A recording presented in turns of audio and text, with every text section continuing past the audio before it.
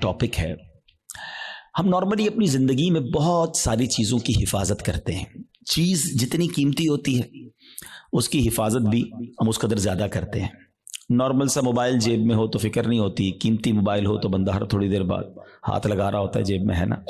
گاڑی قیمتی ہو تو بندہ لاک کر کے بازو کا ڈرائیور کھڑا کر کے آتا ہے. پیسے تھوڑے سے ہوں تو جیب میں رکھتا ہے، زیادہ ہو تو لاکر میں یا بینک میں رکھتا ہے. جتنی چیز قیمتی ہوتی چلی جاتی ہے ہمارا کانشیس لیول بھی، جو ہمارا حفاظت کا ذہن بھی بڑھتا چلا جاتا ہے. ہماری زندگی میں ہماری نیکیوں کی، ہمارے اعمال کی کتنی اہمیت ہے، کبھی ریئلائز کیا آپ نے؟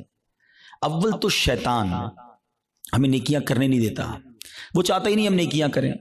اور اگر کوئی نیکیاں کر لیتا ہے تو پھر اب اگلا وار شیطان کا یہ ہوتا ہے کہ کسی طرح اس کی نیکی برباد کرا دی جائے، اس کی نیکی ڈیلیٹ کروا دی جائے. ذرا اس کو ایک میں آپ کو یوں سمجھے کہ صورتحال آپ کے سامنے رکھتا ہوں جس سے آپ کو یہ بات اور سمجھنے میں آسانی ہو جائے گی. پھر میں اپنے ٹاپک کی طرف آؤں گا کہ ایک شخص تھا اور اس کے یہاں بچی کی ولادت ہوئی. ماں باپ کے یہاں جب بچی پیدا ہوتی ہے تو ماشاءاللہ محبت بھی لوگ کرنے والے کرتے ہیں اور پھر اس کی پلاننگ بھی کرتے ہیں کہ بچی جب بڑی ہوگی تو میں نے اس کی خیر خواہی کرنی ہے، اس کی شادی کرنی ہے. تو اس شخص نے سوچا کہ کیوں نہ میں اپنی بچی کی شادی کے لیے، اس کے اچھے مستقبل کے لیے کچھ پیسے جمع کروں. اس نے ایک گھر میں صندوق بنایا اور روزانہ کے، مثال کے طور پہ سمجھاتا ہوں کہ روزانہ کے 100 روپے یا 200 روپے وہ اس صندوق میں ڈالنے لگا. اس نے کہا 20 سال میں تو پتہ نہیں کتنے پیسے ہو جائیں گے، سارے کام آسان ہو جائیں گے. 100 روپے 200 روپے روز ڈالتا تھا. کبھی کبھی جی چاہتا تھا کوئی اچھی چیز خریدے، کوئی باہر کا کھانا کھائے، مگر کہتا نہیں، بچی والے پیسے ڈالنے. اپنے دل کو مارتا رہا اور پیسے ڈالتا رہا. 20 ایئرز، 20 سال گزر گئے، صندوق بھر گیا. اس نے سوچا صندوق تو بھر گیا ہوگا، اب بچی بھی بڑی ہو گئی، کہا اب تو اس کی شادی کرنی ہے. اور اب اس والد نے اس باکس کو کھولا، سارے گھر والوں کو جمع کیا کہ آؤ میری 20 سال کی جو جمع پونجی ہے آج اس کو مل کے کاؤنٹ کرتے ہیں، ہزاروں لاکھوں روپے ہوں گے. جیسی صندوق کھولا نا، اس کا دل ہل گیا کہ ہوا یہ تھا کہ صندوق لکڑی کا تھا، اس میں کہیں سے ایک سوراخ ہو چکا تھا اور اس سوراخ سے دیمک اندر آئی اور اس کی 20 سال کی جو کمائی تھی وہ سارے نوٹ وہ دیمک کھا چکی تھی. مجھے صحیح بتائیں، اپنے آپ کو اس کی جگہ رہ کر سوچیں کہ جس نے 20 سال تک اپنے پیٹ کاٹ کر، اپنی خواہشوں کو مار کر اپنی بچی کے لیے پیسے جمع کیے، اور جب 20 سال بعد اس کو خرچ کرنے کا موقع آیا، اس کو تکلیف کتنی ہوئی ہوگی کہ یار سب ختم، اب میں کہاں سے لاؤں گا. یہ تکلیف یقیناً بہت زیادہ ہے. مگر میں آج جس ٹاپک پر بات کرنا چاہتا ہوں نا، دیکھیں 20 سال بعد بھی کسی سے پیسے تو ادھار لے سکتا ہے نا، دوبارہ کما سکتا ہے، کچھ نہ کچھ سولوشن کر سکتا ہے. مگر اس شخص کی مایوسی اور اس شخص کی تکلیف کا اندازہ کیجئے کہ جو شخص زندگی بھر نمازیں پڑھتا رہا، سردی میں اٹھ کے وضو کر کے نمازیں پڑھتا رہا، رمضان میں روزے رکھتا رہا، حج بھی کیے، زکاتیں بھی دی، بہت بار شیطان نے بہکانے کی کوشش کی، وہ لڑتا رہا شیطان سے کہ نہیں میں نے گناہ نہیں کرنے. اور جب اللہ کی بارگاہ میں قیامت کے دن پیش ہو تو اسے امید ہوگی کہ میرے پاس حج ہیں، عمرے ہیں، نمازیں ہیں، سجدے ہیں، تلاوت ہے، روزے ہیں. اور جب بارگاہ الہی میں اس کے نامہ اعمال کھولے جائیں اور اس کو کہا جائے کہ جاؤ تمہارے پاس کچھ بھی نہیں ہے، null and void, delete it. سوچئے اس دن اس کی شرمندگی، حسرت کا عالم کیا ہوگا. اس دن تو کوئی چانس بھی نہیں ہوگا نا کہ دوبارہ نیکیاں کر لے. ادھر تو دوبارہ کما سکتا ہے وہ شخص، مگر قیامت کے دن today is the time of action. Maula Ali فرماتے نا یہ وقت زندگی میں عمل کر سکتے ہو، قیامت کا دن عمل کا نہیں، جزا کا دن ہوگا، فیصلے کا دن ہوگا. تو اس دن تو آپ کو صرف فیصلہ ہی ہونا ہے. تو اب پہلے ریئلائز کر لیجئے کہ یہ کتنا بڑا معاملہ ہے کہ اگر میرے اعمال ہی برباد ہو گئے. اب ہو سکتا ہے کسی کے ذہن میں سوال آئے کہ جناب یہ کون سی بات کر رہے ہیں کہ اعمال کیسے برباد ہو سکتے ہیں؟ نمازیں پڑھی ہیں، روزے رکھے ہیں، کوشش کر کے یہ اعمال کی. آج کے دور میں نیکی کرنا بھی آسان نہیں ہے. یہی تو میں سمجھانا چاہتا ہوں آج کے بیان میں کہ آج کے دور میں واقعی نیکی کرنا اتنا آسان نہیں ہے. لیکن آپ اتنی مشکل سے نیکی کر بھی رہے ہیں، مگر اس کو سنبھال رہے ہیں کہ نہیں؟ اس کی حفاظت کر رہے ہیں کہ نہیں؟ اس کے بارے میں فکر مند ہے کہ نہیں؟ آپ کو پتا ہے کہ چور کیسے چوری کر کے جا سکتا ہے آپ کی نیکیوں کو؟ یہی میرا آج کا ٹاپک ہے. اور اب آپ دوبارہ ذہن میں سوال آ رہا ہوگا کہ بھائی بتائیں تو صحیح وہ کون سے اعمال ہیں کہ جن سے نیکیاں برباد. میں قرآن و حدیث سے آج آپ کے سامنے کچھ اعمال ایسے رکھوں گا، کچھ کام ایسے رکھوں گا کہ جس کو کرنے والے کے بارے میں فرمایا کہ اس کے اعمال برباد کر دیے جاتے ہیں. سب سے جس کو کہیں کہ اہم ترین معاملہ پتہ ہے کیا ہے؟ کہ انسان کا ایمان چھن جائے. جس کا ایمان چلا گیا نا اب اس کا کوئی عمل اس کے کام نہیں آئے گا، چاہے اس کی زندگی سجدوں سے بھری ہوئی ہو، چاہے اس نے بہت نمازیں پڑھی ہوں، ساری زندگی روزے رکھے ہوں، ایمان نہیں تو کچھ بھی نہیں۔ اور یہ بات قرآن کہتا ہے، اللہ کا کلام کیا فرماتا ہے سنیے، رب کریم قرآن میں ارشاد فرماتا ہے وَمَن يَرْتَدِدْ مِنْكُمْ عَنْ دِينِهِ فَيَمُتْ وَهُوَ كَافِرٌ فَأُولَئِكَ حَبِطَتْ أَعْمَالُهُمْ فِي الدُّنْيَا وَالْآخِرَةِ وَأُولَئِكَ أَصْحَابُ النَّارِ هُمْ فِيهَا خَالِدُونَ۔ اب اس کا ترجمہ سنو، اور تم میں جو کوئی اپنے دین سے پھرے پھر کافر ہو کر مرے تو ان لوگوں کا کیا اکارت گیا، دنیا میں اور آخرت میں سب ضائع ہو گیا، اور وہ دوزخ والے ہیں، انہیں اس میں ہمیشہ رہنا ہے۔ ایک بات یاد رکھیے گا، یہ ہمیں بعض اوقات سمجھ نہیں آتی کہ یار بندہ مسلمان ہو کے کافر کیسے ہو سکتا ہے، ایمان والا ہو کے ایمان سے کیسے نکل سکتا ہے۔ یہ بات تو آپ کو پتا ہے نا کہ دنیا میں سب سے زیادہ جو تیزی سے مذہب پھیل رہا ہے وہ کون سا ہے؟ اسلام ہے۔ The most growing religion on earth, اس پوری کائنات میں سب سے تیزی سے الحمدللہ اسلام پھیل رہا ہے۔ لیکن یہ ون وے ٹریفک نہیں ہے کہ اگر کوئی مسلمان ہو سکتا ہے غیر مسلم تو مسلمان بھی اسلام سے خارج ہو سکتا ہے۔ ٹھیک ہے، ایک حدیث پاک سناتا ہوں تاکہ یہ بات اور کلیئر ہو جائے گی۔ حدیث پاک کا مضمون ہے، نبی پاک علیہ الصلوۃ والسلام نے فرمایا کہ اولاد آدم مختلف طبقات میں، مختلف کیٹیگریز میں پیدا کی گئی ہے۔ 4 کیٹیگریز، 4 قسم بیان کی نبی پاک نے۔ فرمایا ایک پہلی قسم وہ ہے کہ بعض مومن پیدا ہوتے ہیں، ایمان والی زندگی گزارتے ہیں، اور ان کا خاتمہ بھی ایمان پر ہوتا ہے۔ ہم اللہ سے دعا کرتے ہیں کہ اللہ اس کیٹیگری میں ہمیں شامل رکھے، کیونکہ اللہ نے مسلمان ماں باپ دیے، ایمان والی زندگی دی ہے، اللہ ایمان والی موت عطا فرمایا ہے۔ لیکن سیکنڈ کیٹیگری نبی پاک نے فرمایا کچھ لوگ کافر گھرانے میں پیدا ہوتے ہیں، حالت کفر پر زندہ رہتے ہیں، اور حالت کفر پر ہی ان کی موت ہوتی ہے۔ بہت بڑی تعداد میں ایسے لوگ ہیں جو غیر مسلموں کے یہاں پیدا ہوتے ہیں، کفر والی زندگی گزارتے ہیں، کفر پر بھی مر جاتے ہیں۔ تیسری کیٹیگری سنو، اللہ کے نبی فرماتے ہیں کچھ لوگ کافر پیدا ہوتے ہیں، کافروں والی زندگی گزارتے ہیں، مگر ان کا خاتمہ ایمان پر ہو جاتا ہے نا۔ کئی لوگ جو مرنے جو دنیا میں مسلمان ہو رہے ہیں، یہ کیا ہے؟ کافر تھے نا، غیر مسلم تھے، کلمہ پڑھا مسلمان ہو گئے، بڑی اچھی بات ہے۔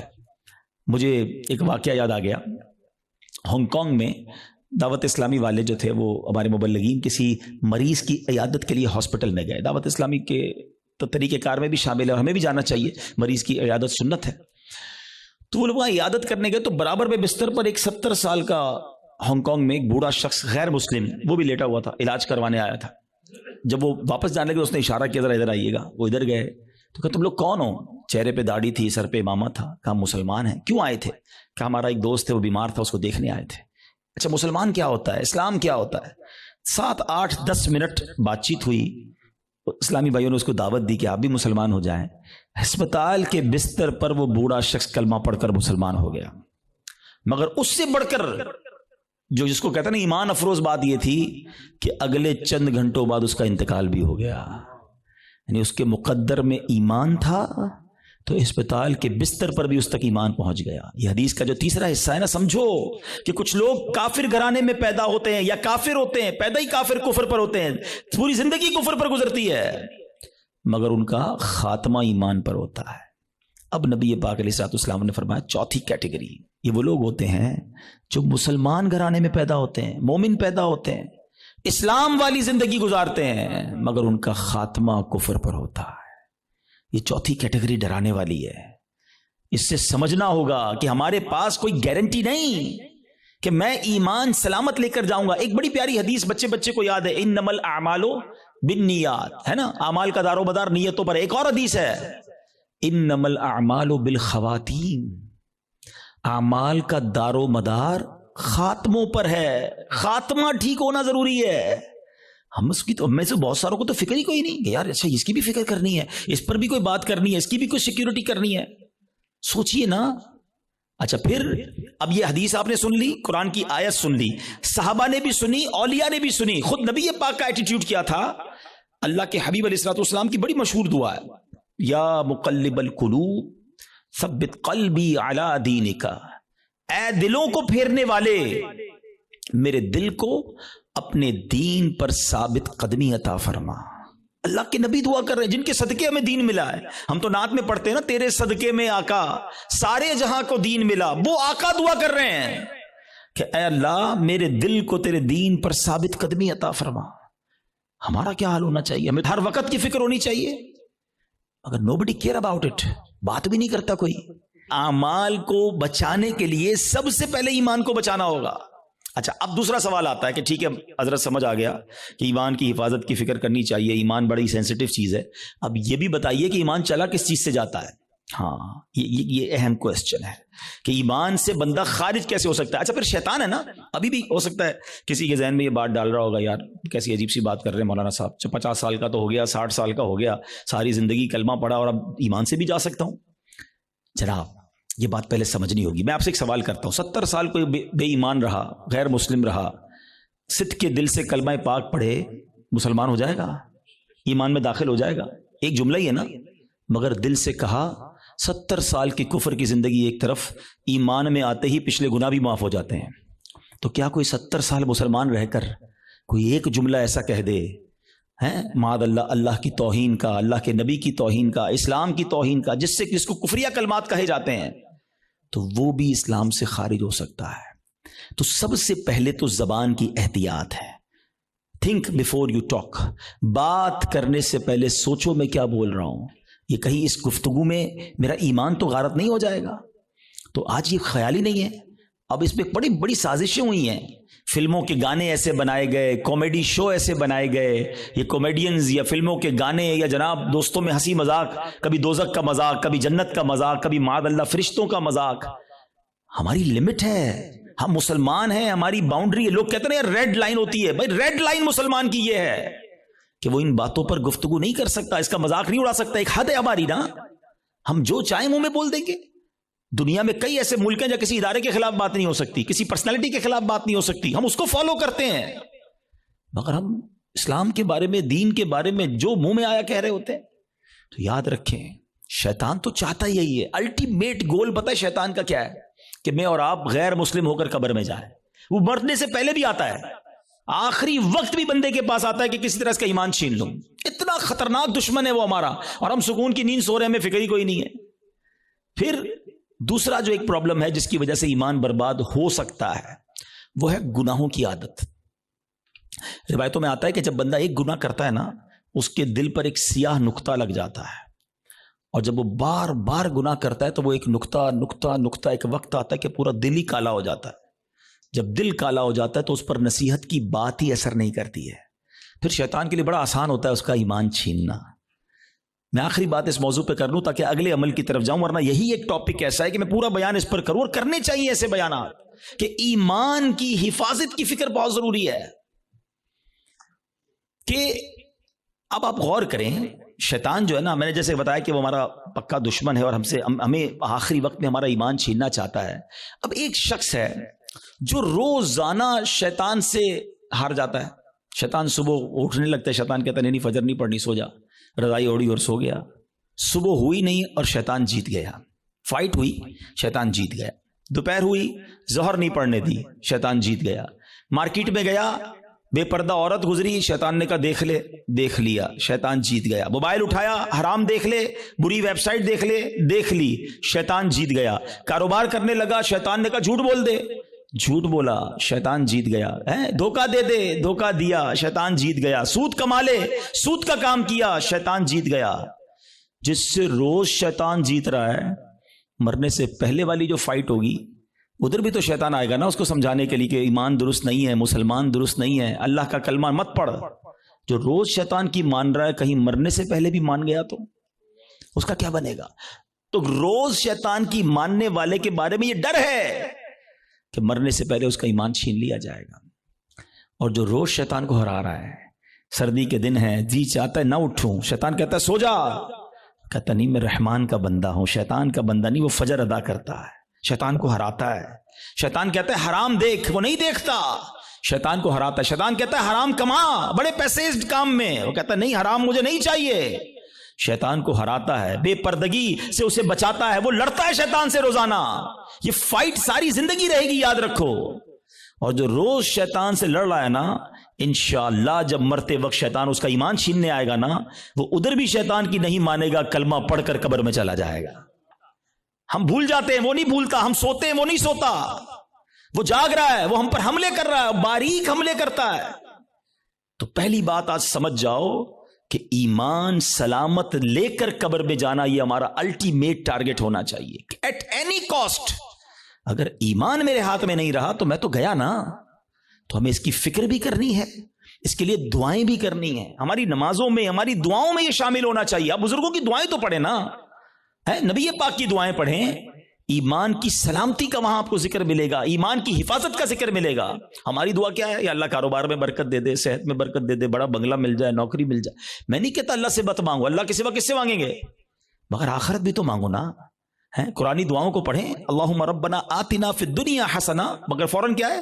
وفی الآخرۃ حسنہ. پھر آگے وقنا عذاب النار، اب میں عذاب جہنم سے بھی بچا. تو اللہ کرے کہ ہم اپنے ایمان کی حفاظت کی فکر کرنے والے بن جائیں. ایک اور عمل، اللہ اکبر، وہ اتنا عام ہو گیا ہے کہ جس کی وجہ سے بھی اعمال برباد ہوتے ہیں. اور وہ عمل کیا ہے؟ حدیث پاک سناتا ہوں. اللہ کے حبیب علیہ الصلوۃ والسلام فرماتے ہیں، اور وہ عمل یہ ہے کہ بندہ کسی سے حسد کرے. اچھا، حسد نیکیوں کے ساتھ پتہ کیا کرتا ہے؟ نبی پاک فرماتے ہیں ایاکم والحسد فإن الحسد یأکل الحسنات کما تأکل النار الحطب. اللہ کے حبیب فرماتے ہیں حسد سے بچو، وہ نیکیوں کو اس طرح کھا جاتا ہے جیسے آگ خشک لکڑی کو کھا جاتی ہے. اب میں مثال دیتا ہوں.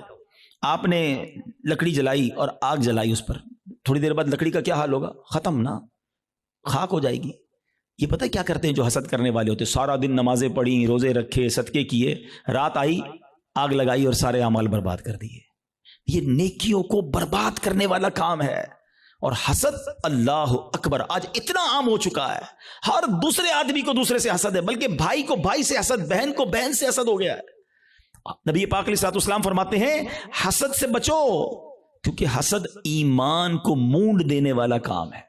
ایک اور حدیث پاک میں آتا ہے حسد ایمان کو ایسے برباد کرتا ہے. حدیث پاک کا مضمون ہے جیسے سرکہ ایلوا شہد کو برباد کر دیتا ہے. اب سرکے کو شہد میں ڈالے، شہد کا کیا حال ہوگا؟ فرمایا یہ ایمان برباد کرنے والی بیماری ہے. مگر آج کوئی کسی کو خوشحال دیکھنے کے لیے تیار ہی نہیں ہے. اچھا، بعض اوقات پتہ کیا ہوتا ہے جب اس طرح کے بیان ہوتے ہیں، میں نے کہا نا یہ لڑائی جاری رہے گی. اس بیان کے دوران بھی شیطان ساتھ چل رہا ہوگا. کسی کے ذہن میں سوال کر رہا ہوگا یار مولانا صاحب بات تو ٹھیک کر رہے ہیں مگر میں تو حسد نہیں کرتا. وہ آپ کو یہ سب کلیریفائی کر رہا ہے کہ بات ٹھیک ہے مگر میں تو حسد نہیں کرتا. نہیں، ایسے نہیں شیطان کو حملہ کرنے دیں گے. آج مقابلہ کریں گے انشاءاللہ. ٹھیک ہے، اب میں آپ کو کچھ سمٹمز بتاتا ہوں، کچھ نشانیاں بتاتا ہوں کہ جس کی وجہ سے آپ کو یہ ریئلائز ہوگا کہ میں حسد کرتا ہوں کہ نہیں کرتا. پہلے تو حسد کی تعریف کیا ہے یہ سمجھ لو. حسد کی تعریف یہ ہے، the definition of jealousy، کہ اگر کسی شخص کو کوئی نعمت ملے تو میرا دل یہ چاہے کہ یہ نعمت چھن کر مجھے مل جائے یا کم از کم اس کی برباد ہو جائے. یہ حسد ہے، یہ جہنم میں لے جانے والا کام ہے، حرام. حسد کی ایک جائز صورت بھی ہے، اس کو حسد نہیں کہتے، اس کو ہماری اردو زبان میں رشک کہتے ہیں، عربی میں غبطہ کہتے ہیں. وہ کیا ہے کہ جب کسی کو نعمت ملے تو بندہ کہے یا اللہ اس کو دی ہے مجھے بھی دے دے. اس میں کوئی حرج نہیں ہے، یہ اچھی بات ہے، اس میں جائز ہے یہ.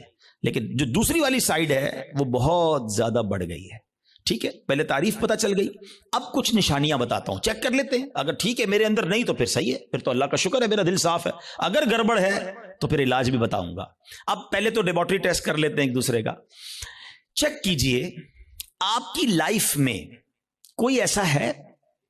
اچھا، یہ ایک اور پہلے بات بتا دوں، حسد جو ہے نا ہوتا ہی اس سے جس کو ہم جانتے ہیں، جس سے تعلق ہوتا ہے. جس سے تعلق نہیں اس سے حسد نہیں ہوتا.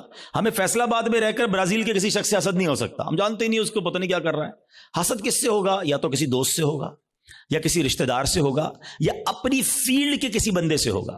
آپ کاروبار کرتے ہیں نا، کسی کاروباری اپنے کسی کاروباری سے ہو جائے گا، اپنے کسی رشتہ دار سے ہو جائے گا، اپنے کسی دوست سے، اپنے کسی قریب پڑوسی سے ہو سکتا ہے، جس کے ساتھ آپ کا انٹریکشن ہے نا، آپ اس سے حسد کر سکتے ہیں. اب چیک یہ کرنا ہے کہ میں کسی سے حسد کرتا ہوں کہ نہیں. ٹھیک ہے، میں نے آپ کو باؤنڈری بتا دی ہے. اب میرا لیبارٹری ٹیسٹ کہہ لیں، مدنی لیبارٹری ٹیسٹ کرتا ہوں.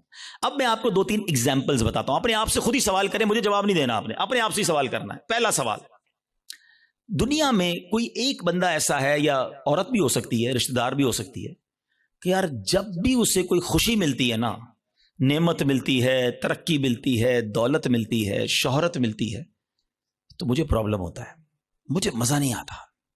پہلا سوال اپنے دل میں جواب رکھیے گا، مجھے بس بتائیے گا. دوسرا سوال، کوئی ایسا ہے کہ جب اس کی تعریف میرے سامنے ہوتی ہے تو مجھے ذرا بھی مزہ نہیں آتا. میں کہتا ہوں کوئی اور بات کرو نا یار, اس کا ذکر کیوں کر رہے ہو؟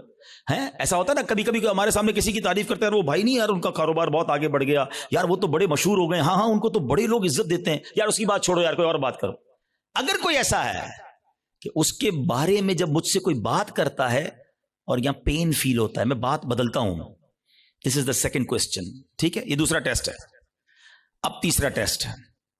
کوئی ایسا ہے کہ جب اس کا نقصان ہو جائے, بدنام ہو جائے, اس کا پیسہ برباد ہو جائے, معاذ اللہ اس کی فیکٹری میں آگ لگ جائے, اس کا گھر تباہ ہو جائے, یا اس کے گھرانے میں کوئی جھگڑا ہو جائے, اس کی فیملی تتر بتر ہو جائے, تو اندر ہی اندر خوشی ہوتی ہے, ہاں یار اب مزہ آیا, ہاں میں تو چاہتا یہی تھا یہ برباد ہو جائے.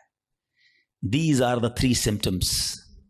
یہ 3 سوال ہیں آپ سے, جواب مجھے کوئی نہ دے, اپنے دل سے پوچھو. اگر کسی کے بارے میں ان تینوں میں سے کوئی ایک بھی کیفیت ہے نا, تو پھر حسد اور کس کو کہتے ہیں؟ جناب آپ بیمار ہو چکے ہیں, ڈاکٹر کہتا ہے نا آپ کے ٹیسٹ کے بعد شوگر ہو گئی ہے بھائی, بلڈ پریشر ہو گیا, اب ہن احتیاط کرو, تو تسی ہن احتیاط کرو, تواڈے دل وچ حسد آ گیا ہے. اگر ان تینوں میں سے کوئی ایک بات کا جواب ہاں میں آ رہا ہے, اور کوئی بندہ یا کوئی رشتہ دار عورت یا فیملی کا کوئی ممبر ذہن میں آ رہا ہے, آپ کو پتا ہے اتنا مکار ہے شیطان, بہن کو بہن سے حسد کرا دیتا ہے. کیسے؟ ایک بہن خوشحال ہے اپنے سسرال میں, دوسری بیچاری غریب ہے, اب اس کے دل میں ڈال دے گا یہ ترقی کر رہی ہے, میں پیچھے رہ گئی, برباد. نیکیاں اچھا جس سے حسد کر رہے ہیں نا, ہم اس کا بگاڑ کچھ نہیں سکتے. ایک اور بات سن لینا, آج حسد اتنی خطرناک بیماری ہے کہ حسد ہو گیا تو جل خود ہی رہا ہوں میں, اس کا کچھ نہیں بگڑ رہا, وہ ترقی کیے جا رہا ہے, نہ رات کو نیند آ رہی ہے, اسی کے بارے میں سوچی جا رہا ہوں, دل الگ جل رہا ہے. قیامت کی آگ تو الگ ہے, ابھی سے دل جل رہا ہے. یہ اتنی خطرناک بیماری ہے. حسد کے دنیاوی سمٹمز بتاؤں آپ کو. ہمیں بہت سارے لوگ ملتے ہیں, آ کر کان میں کہتے ہیں, کبھی پرچی دیتے ہیں, نیند نہیں آتی, سکون نہیں ہے, میں سوچتا بہت ہوں. جس کو بھی یہ پرابلم ہے نا, چیک کر لے اس نے کسی نہ کسی کا حسد پالا ہوا ہے, کیونکہ وہ ترقی کیے جا رہا ہے, تمہاری نیند اڑتی جا رہی ہے, تم سوچتے ہی اس کے بارے میں ہو. پرابلم ہوتی ہے یار, ایک اور فیکٹری, ایک اور بنگلہ لے لیا, ایک اور کوٹھی لے لی, ایک اور گاڑی لے لی. ارے بھائی لے لی تو تمہیں کیا پرابلم ہے؟ اتنی خطرناک یہ بیماری ہے کہ چین نہیں لینے دیتی بندے کو. یہ سوچئے گا, یعنی اس کے دنیاوی نقصان بھی ہے نا. میں اپنی فیملی سے ڈسٹرب ہو گیا, میں اپنی لائف سے ڈسٹرب ہو گیا, کیونکہ میں نے کسی کا حسد دل میں پال لیا. یار اس کو تو میرے محلے میں کوئی نہیں جانتا تھا, آج یہ پوری دنیا میں پاپولر ہو گیا, اس کو اتنی عزت کیسے مل گئی, میں بھی تو ایک. اچھا یہ پتہ ہے صرف عام لوگوں میں نہیں, یہ علماء میں حسد ہو جاتا ہے, نعت خوانوں میں آپس میں حسد ہو جائے گا. جو جس فیلڈ کا ہوگا نا, ہم جس فیلڈ کے, ہمیں اپنی فیلڈ والے سے حسد ہو سکتا ہے. اچھا اس کا بیان اتنا اچھا ہو گیا, اس کی آواز اتنی اچھی ہو گئی. شیطان مردود کہ کوئی خوبصورت ہوتا ہے اس سے حسد ہو جاتا ہے. بہت ساری چیزوں سے حسد ہوتا ہے, دولت سے, شہرت سے, خوبصورتی سے, طاقت سے, اقتدار سے, کوئی بھی نعمت ملے. اچھا اب سمر ٹیسٹ ہو گیا, لیبارٹری ٹیسٹ کا رزلٹ اپنے پاس ہی رکھیے گا, ٹھیک ہے. اب خدا نہ خواستہ میرے کسی بھائی کو اگر حسد ہو گیا ہے تو اس کو کلیریفائی کرنے کا طریقہ بھی بتا دیتا ہوں, اس کا علاج بھی بتا دیتا ہوں. اس کا علاج یہ ہے کہ سب سے پہلے تو آپ یہ ریئلائز کریں کہ مجھے حسد کس سے ہوا ہے. اچھا حسد کس سے ہوا اور کیوں ہوا ہے؟ کسی کے مال سے ہو جاتا ہے, کسی کی خوبصورتی سے ہو جاتا ہے, کسی کی شہرت سے ہو جاتا ہے, واٹ ایور, کوئی ریزن ہوگا نا, وہ ریزن پہلے آپ ریئلائز کر لیں. پہلا طریقہ یہ ہے, پہلا علاج یہ ہے کہ آپ اللہ سے دعا کریں کہ اللہ میرے دل کو حسد سے پاک کر دے, میرے دل کو گندگی سے پاک کر دے, دل کی ساری بیماریوں سے پاک کر دے. ایک تو دعا ہے, اللہ کریم ہے, قبول فرما لے گا تو دل پاک ہو جائے گا. دوسرا, دعا میں اس بندے کو بھی شامل کر لیں کہ اللہ اس کے مال میں اور برکت دے دے. اگر وہ اس کے حسن سے پرابلم ہے, اللہ اس کے حسن میں اور برکت دے دے. اس کی شہرت سے پرابلم ہے, اللہ اس کی شہرت میں اور برکت دے دے. ہاں ہے یہ تھوڑا مشکل, یہ اینٹی بائیوٹک ہے نا, علاج ہو رہا ہے نا. اب آپ جب کسی کے لیے دعا کریں گے نا, یا اللہ اس کے مال میں اور برکت دے دے, اور تھوڑے دنوں بعد آپ کو کوئی بندہ آ کے بتائے گا یار اس کی ایک اور فیکٹری لگ گئی, تو آپ کہیں گے میں بھی تو دعا کرتا تھا, لگنی تھی فیکٹری. تیسرا طریقہ ایک اور ہے حسد سے نکلنے کا, کہ جس سے حسد ہوا ہے نا اس کو تحفہ دے. حدیث پاک کا مضمون ہے تحفہ دو محبت بڑھے گی. ہاں لیکن یہ بتا کے مت دینا کہ بھائی تیرے سے حسد ہو گیا تھا, تحفہ لے کر آئے ہوں, مولانا صاحب نے کہا, اور گل خراب ہو جائے گی. تو بتانا نہیں اس کو, ہاں بتانا چلے اس کو. اچھا ایک بات اور سمجھ لو آپ, جس سے حسد ہوا ہے نا اس کو کوئی پرابلم نہیں ہے, پرابلم مجھے ہے, ٹھیک مجھے ہونا ہے. اس کو تو شاید نیکیاں مل رہی ہوں گی اگر کوئی اس کے بارے میں غیبت کر رہا ہے, بدگمانیاں کر رہا ہے. ہمیں اپنا علاج کرنا ہے, میرے اعمال بڑے تھوڑے ہیں. وہ شاعر کہتے ہیں نفس بدکار نے دل پر یہ قیامت توڑی, عمل نیک کیا بھی تو چھپانے نہ دیا. ایک تو نیکی ہوئی نہیں, ہوئی تو بچائی نہیں. تو دو باتیں ہو گئی آج کے بیان میں, ایمان کی حفاظت, اور اپنے آپ کو حسد سے بچانا ہے. ایک اور عمل بڑا خطرناک ہے اور اس کو شرک اصغر کہا گیا, اور وہ بڑا باریک ہے, شیطان کا ایسا خطرناک وار ہے کہ پتہ بھی نہیں چلنے دیتا, اور وہ ہے ریاکاری. اچھا, ریاکاری کیا ہے؟ دکھلاوا. بندے کو بڑا جی چاہتا ہے یار میں نیکی کروں نا, پتا تو چلے میں نے کیا کیا ہے, یار کمال ہے, اتنا اتنا اتنا چندہ دیا اور کوئی اعلان ہی نہیں, اتنے اتنے سجدے کیے, پتہ ہی نہیں کسی کو کہ کمرے کے اندر جا کے کتنے نفل پڑھتا ہوں, تہجد پڑھتا ہوں. تو اب نیکی کر, پہلے تو مشہور تھا نیکی کر دریا میں ڈال, اب تو نیکی کر فیس بک پہ ڈال, ہر چیز سوشل میڈیا پہ ڈالنی ہے. تو یہ جو دل کی چاہت ہے نا اندر سے, یہ سمجھو یہ بڑا باریک وار ہے. اور احادیث میں ریاکاری کے بارے میں اس قدر شدید روایتیں ہیں کہ اللہ کے حبیب علیہ الصلوۃ والسلام فرماتے ہیں کہ جب لوگ اپنے اعمال لے کر آئیں گے نا اللہ کی بارگاہ میں, اگین وہی والی بات, باکس والی بات یاد ہے نا کہ باکس کھولا تو کچھ نہیں, ریاکار جب اللہ کی بارگاہ میں اعمال لے کر آئیں گے تو ریاکاروں سے کہا جائے گا ان کے پاس جاؤ جن کے لیے تم ریاکاری کرتے تھے, انہی سے جا کے اپنا اجر لے لو. اللہ فرمائے گا میرے پاس کچھ بھی نہیں ہے, لوگوں کو دکھانا تھا نا, جاؤ ان سے جا کے لے لو اجر. ہمارا کیا ہوگا اگر ہمارے روزے, ہمارے حج, ہمارے عمرے, ہمارے صدقے اگر یہ کہہ دیا گیا؟ اور یہ اتنا باریک وار ہے شیطان کا کہ پتہ بھی نہیں چلتا, کہیں نہ کہیں بہانے سے ہم سے وہ ریاکاری کراتا ہے. وہ مشہور حدیث آپ نے کئی بار سنی ہوگی کہ قیامت کے دن اللہ کی بارگاہ میں سب سے پہلے ایک شہید کا فیصلہ ہوگا. اس سے کہا جائے گا تو نے کیا کیا؟ اللہ فرمائے گا میں نے تجھے اتنی نعمتیں دی. وہ مانے گا یا اللہ ہاں مجھے نعمتیں ملی. حدیث کا خلاصہ ہے اللہ فرمائے گا تو نے کیا کیا؟ کہ یا اللہ میں نے تیری راہ میں جہاد کیا, لڑتے لڑتے شہید ہو گیا, جان دے دی تیری بارگاہ میں. یعنی آپ سوچو یار, جان دینے سے بڑھ کر تو کچھ نہیں ہے نا. مگر اللہ کی طرف سے کیا ارشاد ہوگا؟ تو جھوٹا ہے, تو نے اس لیے یہ عمل کیا کہ تجھے بہادر کہا جائے, مجاہد کہا جائے, تجھے کہہ لیا گیا. اے فرشتوں اس کو جہنم میں ڈال دو, شہید جہنم میں. کیوں؟ نیت اللہ کی رضا کی نہیں تھی نا, شہرت کی تھی, لوگوں کو پتا چلے. اب اللہ کی بارگاہ میں ایک سخی لایا جائے گا. اے اللہ کی راہ میں خرچ کرنے والوں غور سے سنو, وہ سخی اللہ کی بارگاہ میں لایا جائے گا. اللہ فرمائے گا میں نے تجھے بہت مال دیا. کہے گا ہاں یا اللہ تو نے مال دیا مگر میں نے تیری راہ میں دل کھول کر خرچ کیا. میں خلاصہ کہہ رہا ہوں, میں نے تیری راہ میں دل کھول کر خرچ کیا. ارشاد ہوگا کہ تو جھوٹا ہے, تو نے اس لیے کیا کہ تجھے سخی کہہ لیا جائے. اے فرشتوں اس کو بھی اٹھا کر جہنم میں ڈال دو. دنیا میں سخی مشہور ہو گئے تھے نا, بس اب جہنم میں جاؤ. تیسرا, قرآن کا قاری لایا جائے گا, علم سکھانے والا لایا جائے گا. اللہ کہے گا تجھے اتنی نعمتیں دی. وہ کہے گا ہاں مولا نعمتیں ملی, میں تو لوگوں کو علم پڑھاتا تھا, تیرا دین پڑھاتا تھا, قرآن پڑھاتا تھا.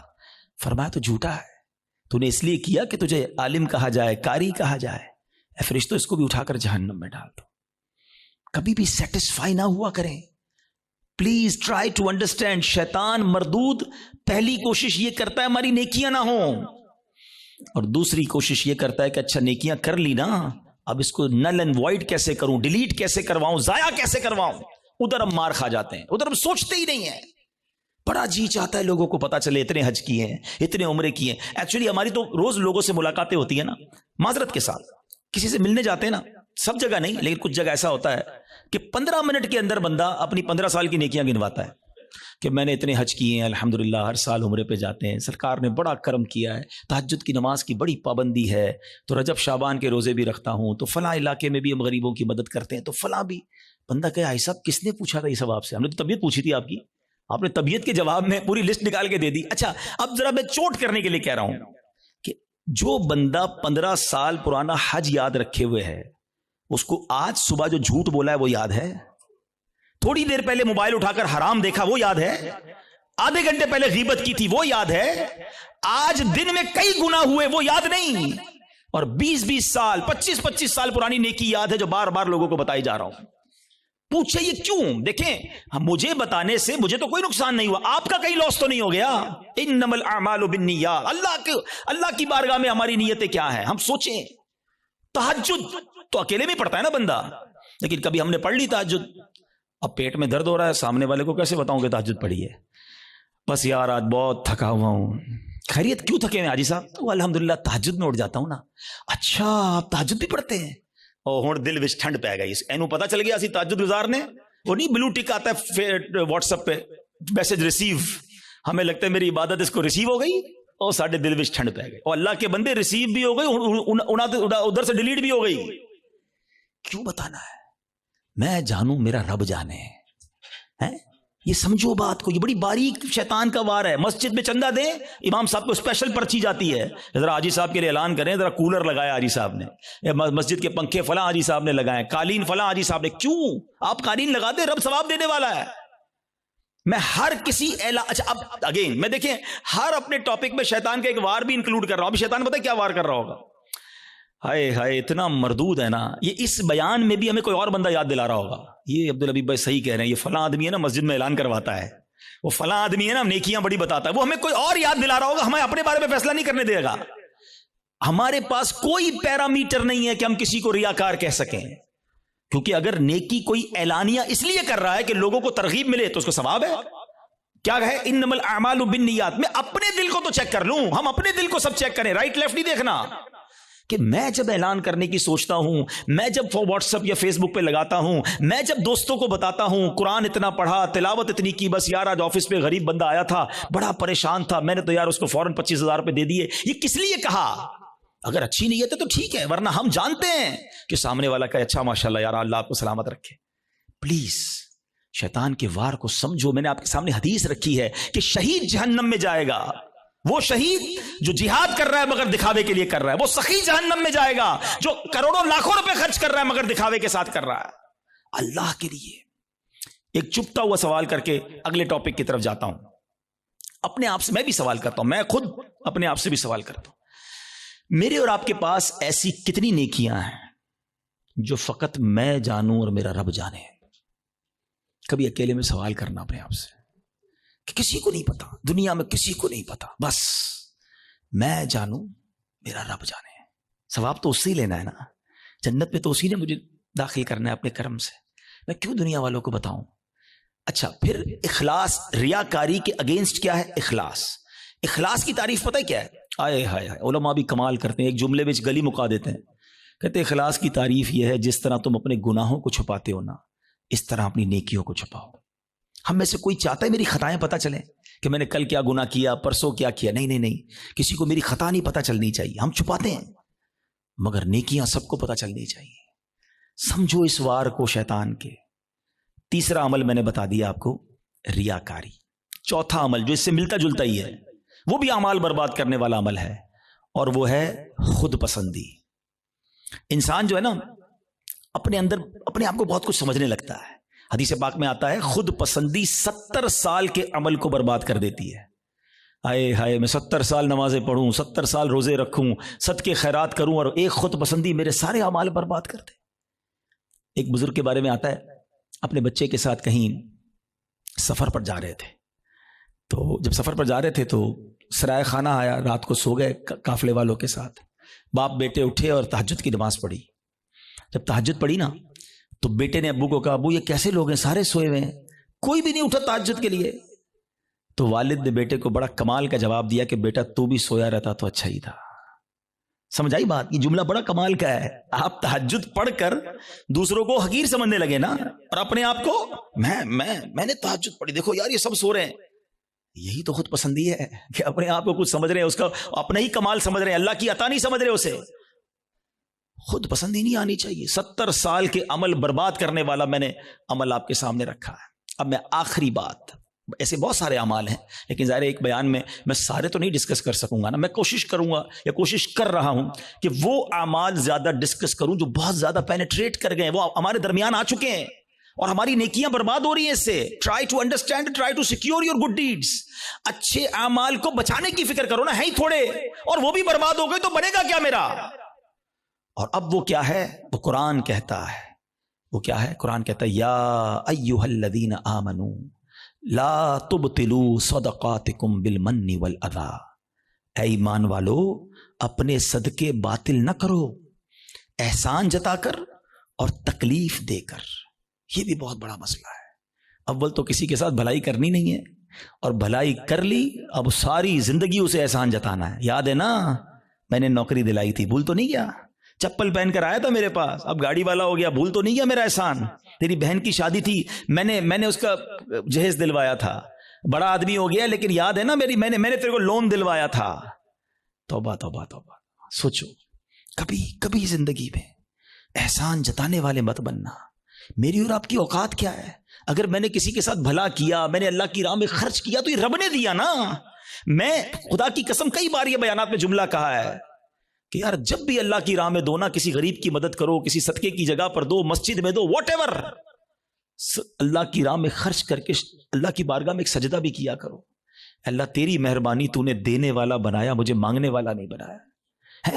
آج میرا کوئی ملازم, میرا کوئی غریب رشتہ دار میرے دروازے پر آ کر کہے کہ بھائی جان میری بچی کی شادی ہے اور مجھے فرنیچر چاہیے, ہم احسان جتائیں گے؟ سوچو میں بھی کسی کے دروازے پر کھڑا ہو سکتا تھا, مجھے آج اللہ نے دیا ہے نا, اگر نہ دیا ہوتا تو میں بھی اپنی بچی کی شادی کے لیے کسی کے دروازے پر کھڑا ہوتا, میں بھی کسی دوست کے پاس جاتا کہ ماں ہاسپٹل میں اور علاج کے پیسے نہیں ہیں.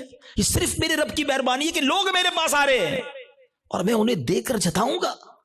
نہ کرو ایسا, اللہ کے لیے مدد کیا کرو, اللہ کا شکر بھی ادا کیا کرو. یہ سارا صدقہ ضائع ہو جائے گا. آپ مسجد میں دے کر, مدرسے میں دے کر, دینی کاموں میں دے کر رسید بھی لے لیں, مگر رسید تو رہ جائے گی, ثواب چلا گیا. اگر آپ کی نیت دکھاوے کی ہے, آپ کی نیت اللہ کی رضا کی نہیں ہے, یہ صدقے باطل ہو جائیں گے. قرآن کہتا ہے نا.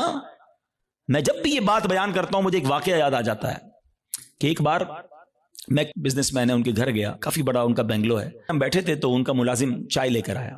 جیسی ملازم آیا نا چائے لے کر, تو اس شخص نے پتہ کیا کیا, کہتا ہے یہ میرا ملازم ہے, میں نے اس کو گھر بنا کے دیا ہے, اس کی بچی کی شادی کرائی ہے. آپ یقین کریں میں اتنا اندر ہی اندر شرمندہ ہو گیا کہ یار یہ کیوں یہ باتیں مجھے بتا رہا ہے, اس بندے کا کیا حال ہو رہا ہوگا, اور وہ ملازم دل ہی دل میں کتنا رو رہا ہوگا کہ یار صاحب نے ایک بار میری مدد کی ہے, ہر مہمان کو سناتے ہیں. یہ کیوں کرتے ہیں ہم؟ آپ نے کر دیا ٹھیک ہے, آپ دوسروں کو بتا کر اسے ذلیل کریں گے. یہی تو قرآن کہہ رہا ہے کہ اے ایمان والو اپنے صدقے باطل نہ کرو, احسان جتا کر, ایذا پہنچا کر. ہم تکلیف پہنچاتے ہیں بعض اوقات, مدد بھی کرتے ہیں اور اس کو اتنے تانے دیتے ہیں کہ وہ بیچارہ شرم سے پانی پانی ہو جاتا ہے, غریب ہے کر کچھ نہیں سکتا.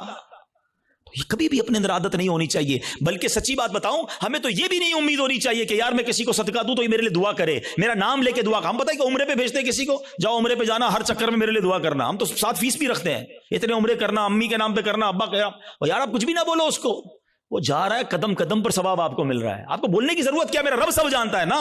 اللہ جانتا ہے کہ نیت کدھر کی ہے. حضرت عائشہ صدیقہ رضی اللہ تعالیٰ عنہا, حضرت ام سلمہ رضی اللہ تعالیٰ عنہا, امہات المومنین ہے نا, کیا شاندار انداز ہوتا تھا. آپ اپنے غلام کو پیسے دیتی, فرماتی جاؤ کسی غریب کو دے آؤ, اور دیکھو غریب سے ہمارے لیے دعا نہ کرانا, اور اگر وہ ہمارے لیے کوئی دعا کر دینا تو وہ دعا نوٹ کر کے آنا.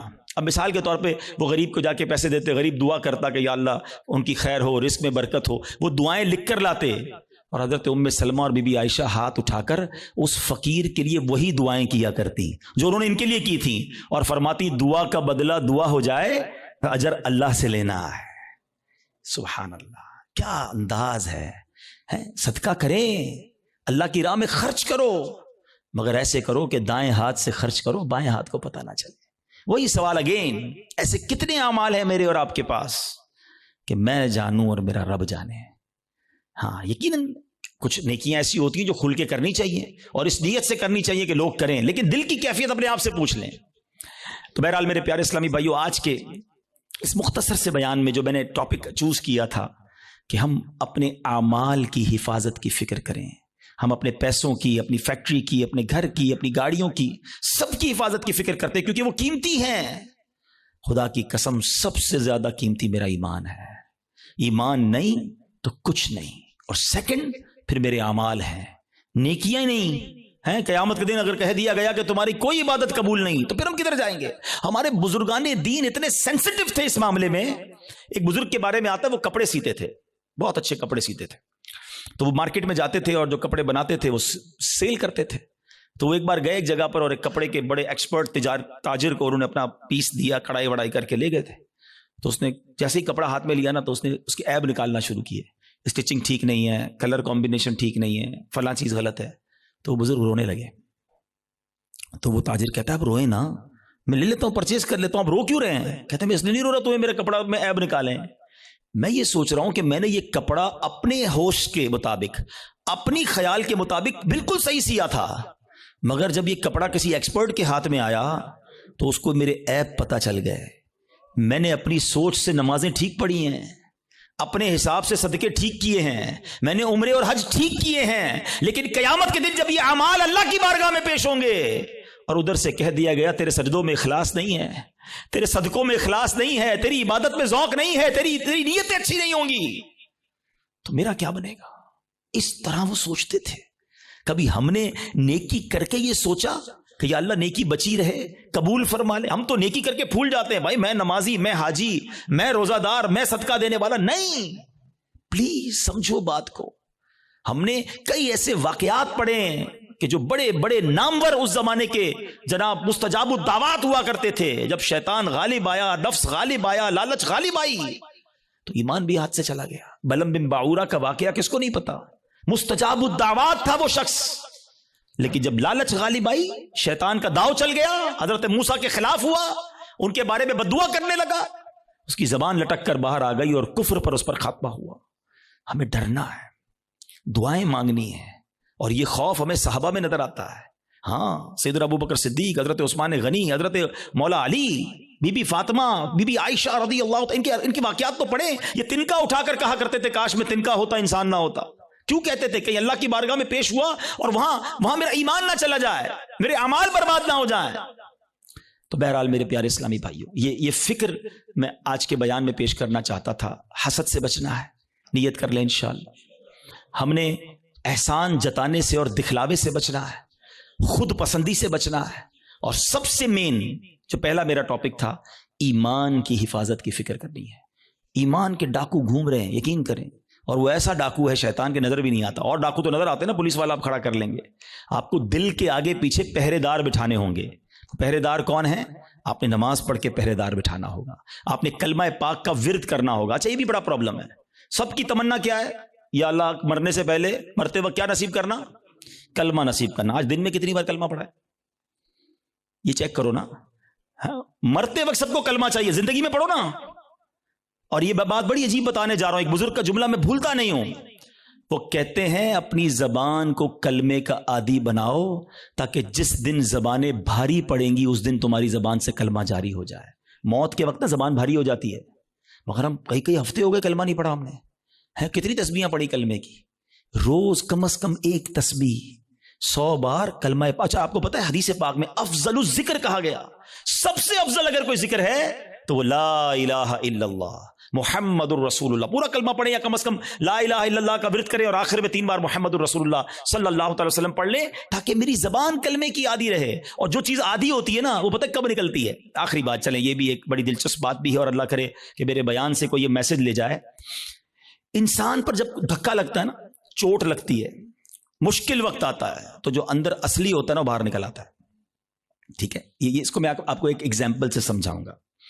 ایک شخص تھا, بادشاہ کے پاس آیا, کئی زبانوں کا ماہر, ایکسپرٹ.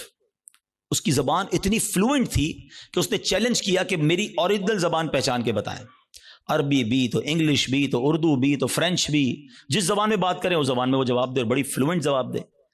کوئی نہیں پہچان سکا. ایک شخص آیا, کہتا بادشاہ سلامت مجھے تھوڑا ٹائم دے, میں اس کو پہچان لوں گا. کہا کیسے؟ کہا مجھے اس کے ساتھ ہی رکھ دیں اپنے محل میں. ان دونوں کو ایک ہی کمرہ دے دیا. صبح ہوئی تو وہ بندہ کمرے سے باہر نکلا, جب سیڑھیوں پہ آیا تو پیچھے سے اس نے اسے دھکا دے دیا, وہ لڑکھڑاتا ہوا نیچے گرا, اور اب اس کو برا بھلا کہنا شروع کر دیا, گالیاں نکالنا شروع کر دی. کہا بادشاہ سلامت جس زبان میں گالیاں دے رہے نا یہ اس کی اصل زبان ہے. جب بندے کو جھٹکا لگتا ہے نا تو اس کا اصل باہر آتا ہے. اس کو اور آسان سمجھا دیتا ہوں. کوئی سالن لے کر, پیالہ لے کر ہمارے قریب سے گزرے, اس کو ٹھوکر لگے گی تو برتن سے کیا نکلے گا؟ سالن گرے گا نا. اور اگر کوئی پانی کا پیالہ لے کے جا رہا ہے, اس کو ٹھوکر لگائیں گے تو کیا گرے گا؟ تو جو ٹھوکر لگتی ہے نا, جو اندر ہوتا ہے نا, وہی باہر نکلتا ہے. اب مثال دیتا ہوں, آپ موٹر سائیکل پہ جا رہے ہیں, گاڑی پہ جا رہے ہیں, اچانک بریک لگا, ایکسیڈنٹ ہونے سے بچے آپ, کیا نکلا زبان سے؟ کچھ لوگوں کی زبان سے اس وقت گالی نکلتی ہے, اور کچھ لوگوں کی زبان سے ماشاءاللہ اس وقت یا رسول اللہ نکلتا ہے, لا الہ الا اللہ نکلتا ہے, یا غوث اعظم نکلتا ہے. کیوں؟